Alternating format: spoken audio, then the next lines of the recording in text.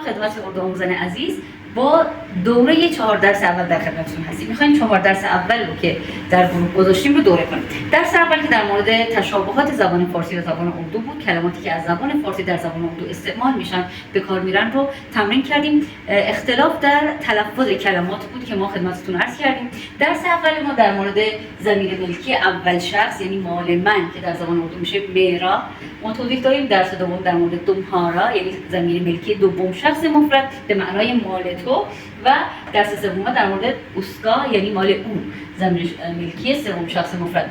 امروز من مثال‌هایی آوردم جملات اردویی که با همین سه ضمیر می‌خوایم جمله بسازیم و تلفظ برخی دیگر از کلمات زبان اردو که شاید ما در فارسی هم به کار می‌بریم و کمی اختلاف تلفظ داره.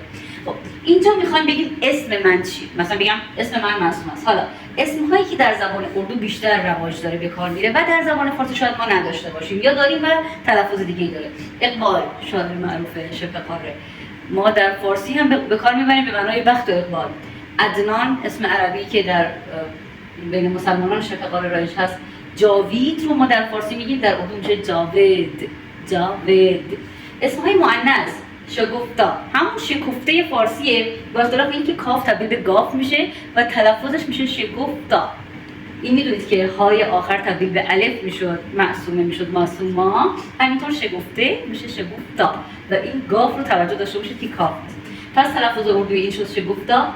انبرین به معنای بوی خوش میشه امبرین. امبرین نون تبدیل به میم. بخش دوم در مورد مذکر و مؤنث میخوام توضیح بدم.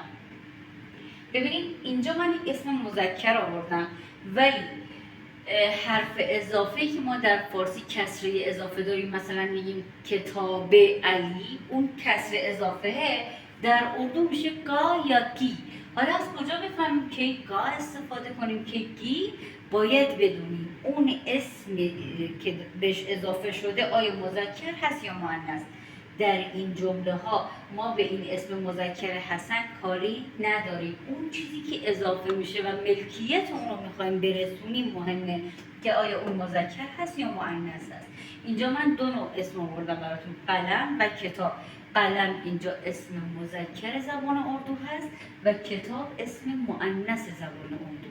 پس در شبه قاره قلم رو مذکر فرض میکنن، کتاب رو مؤنث فرض میکنن. پس این حرف اضافهش هم باید دقت بشه که حسن کا قلم یعنی قلم حسن، خودکار حسن. حسن کی کتاب، کتاب حسن.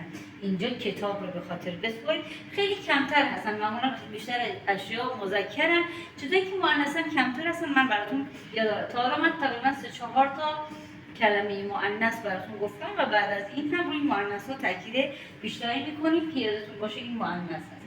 پس اینجا هر اسمی باشه مذکر یا مؤنث ما به این قسمت اول کاری نداریم. اون چیزی که ملکیتش رو میرسونیم باید دقت بشه که آیا مذکر هست یا مؤنث. حسن کا قلم جمله ما چی میشه؟ یه به معنای این، و به معنای آن. در درس دوم داشتیم یه حسن کا قلم ہے، این قلم حسن یا خودکار حسن است. ये वो حسن की किताब है. वो یعنی اشاره به دور، آن کتاب حسن است. یادتون باشه مضاف و مضاف الیه در زبان فارسی و اردو برعکس هم هست. ما میگیم کتاب حسن، اول کتاب میاد بعد حسن. در اردو برعکسش میگیم حسن کی کتاب، کتاب حسن، حسن کی کتاب. روی این خوب کار کنید. کلماتی که در درس ها داریم رو اینجا ببینید مذکر مؤنث چطوری هست و باش جمله بسازید. قسمت بعدی ما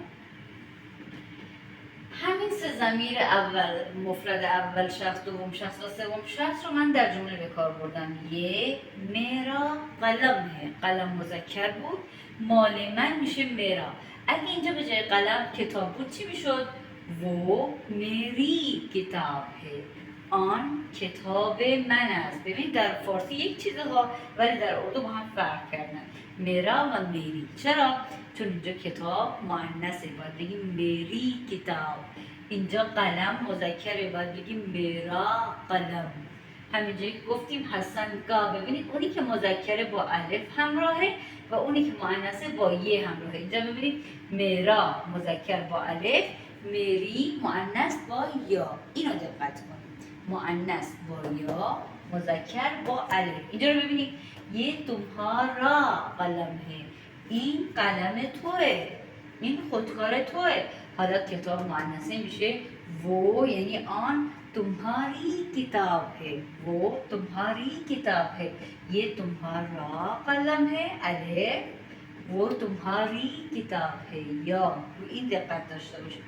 حالا برای مال او، ये یعنی این उसका قلم है, ये उसका قلم है, वो उसकी किताब है. کتاب مؤنث उसकी اومد، قلم مذکر उसका اومد.